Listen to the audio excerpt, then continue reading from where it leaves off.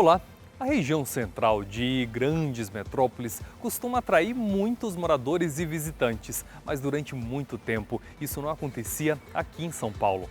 Felizmente isso está mudando e agora o centro da capital paulista vive um novo momento de valorização. Quer saber como isso foi possível? A gente mostra na primeira reportagem de hoje do Mackenzie Movimento. Quando se falava no centro de São Paulo, normalmente essas eram as palavras que surgiam. Morar na região não era uma boa opção. Só que isso está mudando. Dezenas de prédios estão sendo construídos. Restaurantes e bares recém-inaugurados na região fazem sucesso. E o centro voltou a ser cenário de fotos nas redes sociais. Afinal, o que está acontecendo para gerar essa transformação? Bom, primeiro é importante ver o que aconteceu com a região nas últimas décadas. Depois de ser o coração financeiro e comercial da cidade, ela foi abandonada por empresas que buscavam novos bairros para instalar os escritórios. Outros locais da cidade, como a Avenida Paulista e a Marginal Pinheiros, começaram a se valorizar. E aí, o centro entrou em decadência. Mas só o êxodo de empresas não explica tudo. Tem outro fator importante: a forma como o centro é ocupado. Durante o dia ele é muito cheio, muito movimentado, né? Ele recebe, inclusive, o centro expandido de São Paulo, quase a população de Uruguai, né? 3,5 milhões de pessoas. Porém, qual é a parte ruim disso, a parte nefasta?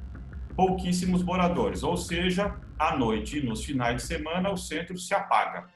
Na década de 70, filmes como Desejo de Matar eram mais do que simples narrativas policiais. A história de um morador de Nova York que sai à noite para atirar em bandidos era um reflexo da decadência que a região central da cidade enfrentava. O filme poderia muito bem ter sido rodado na São Paulo da época.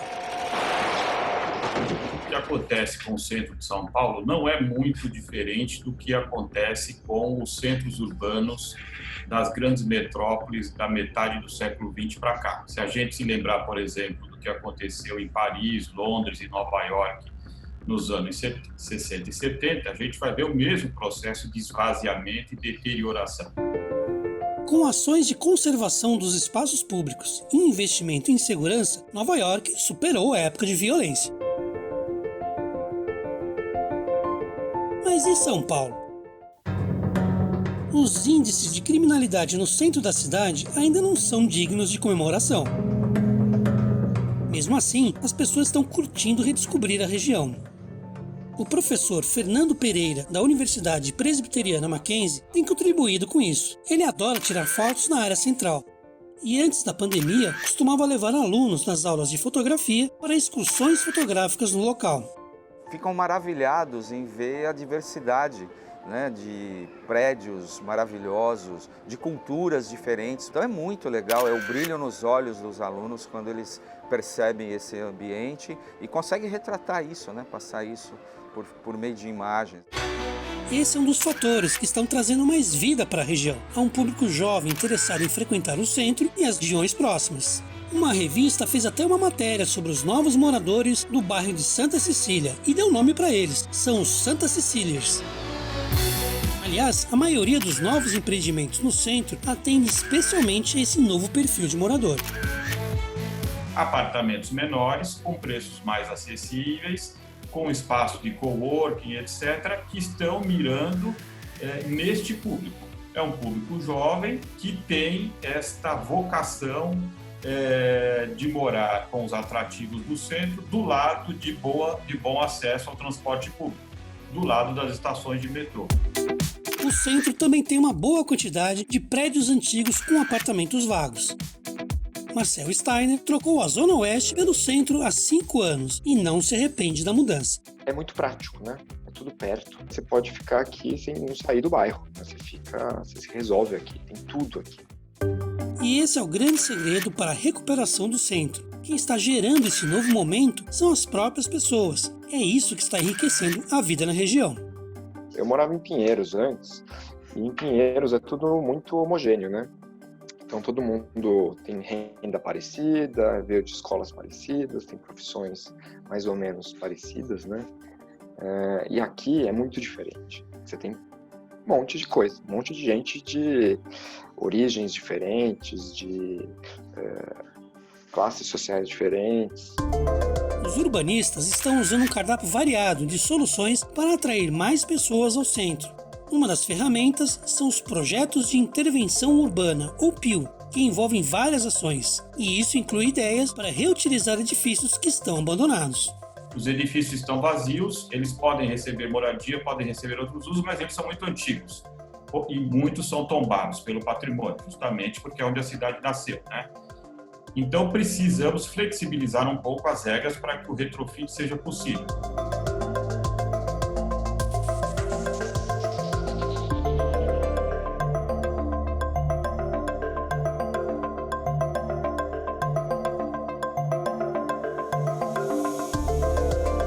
No fundo, a grande lição que estamos aprendendo é essa. São as pessoas que levam vida a um bairro. Isso vale para qualquer cidade. Não adianta só criar shoppings ou escritórios. O que está revigorando o centro é a ação conjunta do Estado, das empresas e dos próprios moradores. Estamos recuperando a posse daquilo que é nosso, o espaço da cidade.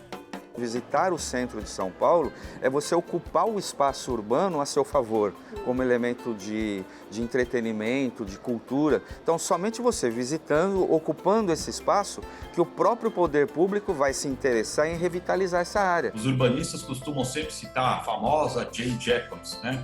A maior jornalista quase urbanista do mundo, que dizia sempre: o que dá segurança são os olhos na rua das pessoas.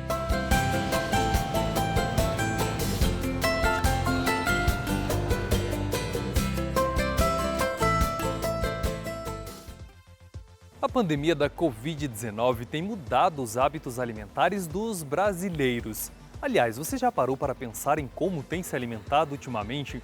Na próxima matéria, nós batemos um papo com a nutricionista Márcia Nassif, que também é professora do curso de nutrição aqui da Universidade Presbiteriana Mackenzie. Depois das dicas, talvez você repense o que está colocando no seu prato. A ideia de que ter mais tempo em casa resultaria em oportunidade de se alimentar de maneira mais saudável foi colocada em xeque nessa pandemia.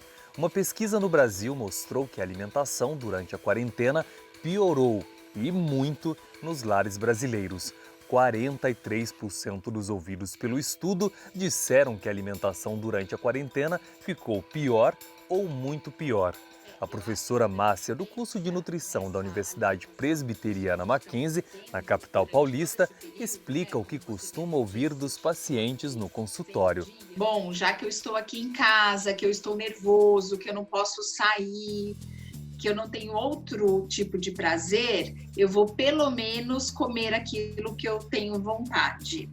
E aí essas pessoas começaram a consumir salgadinhos, a consumir bolachas recheadas, outros tipos de alimentos muito ricos em sódio, gordura, fritura, e aí, sem dúvida alguma, essas pessoas acabaram engordando.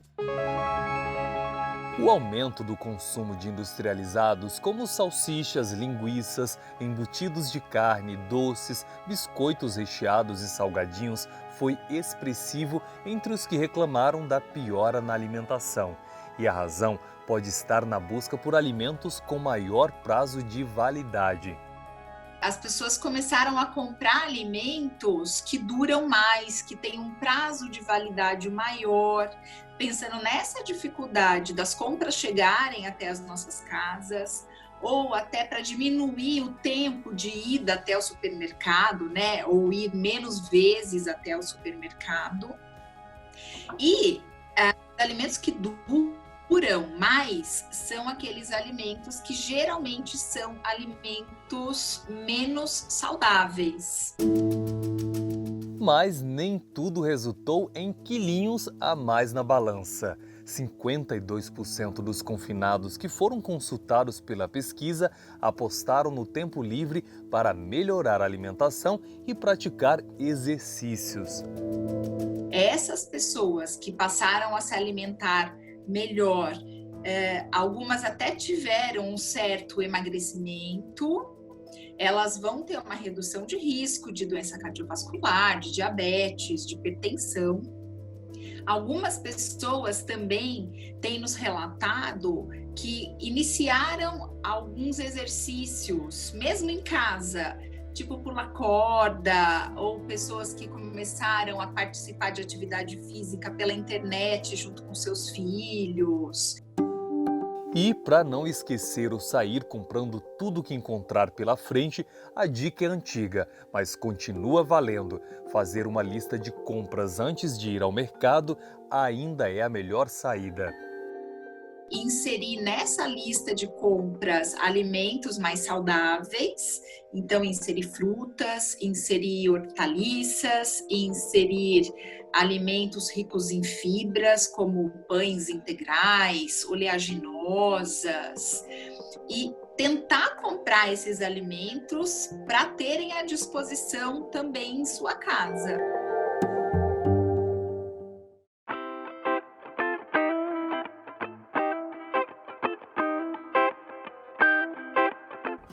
Olá pessoal, tudo bem? Nessa pandemia, enquanto não existirem vacinas ou tratamentos eficazes, boa parte da nossa contribuição é com mudanças de comportamento.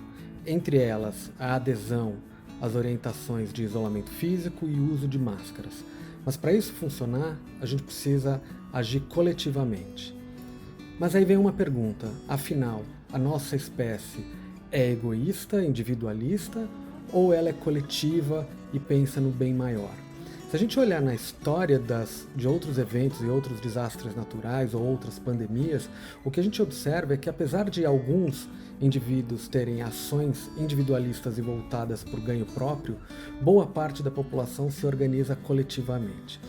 Nos estudos de neurociências, inclusive, a gente observa muito o papel de alguns circuitos, que é o que a gente chama de circuitos de recompensa, nessa valorização da ação coletiva.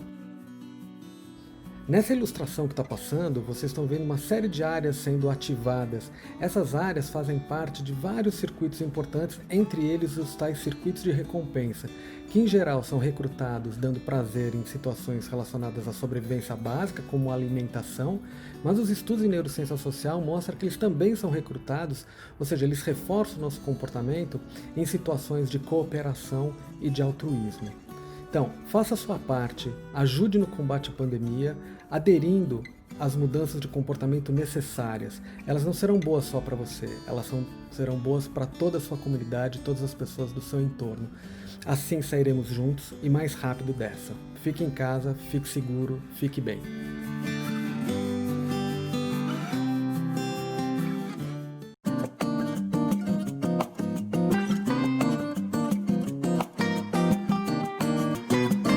Um livro que me marcou foi o livro Siddhartha, de Hermann Hesse. Esse livro é um romance que conta a história de um jovem muito inteligente, e que ele já tinha absorvido todo o conhecimento da sua cultura. E ele queria sair daquela comunidade. E os pais não o permitiam, porque ele tinha que dar continuidade à vida naquela sociedade, naquele ambiente. E ele acabou fazendo uma espécie de greve de fome. Nessa greve de fome que ele fez, ele ficou à espera de que o libertassem para poder sair à procura de novos conhecimentos. E isso acaba se realizando. Então, é um livro que me marcou muito.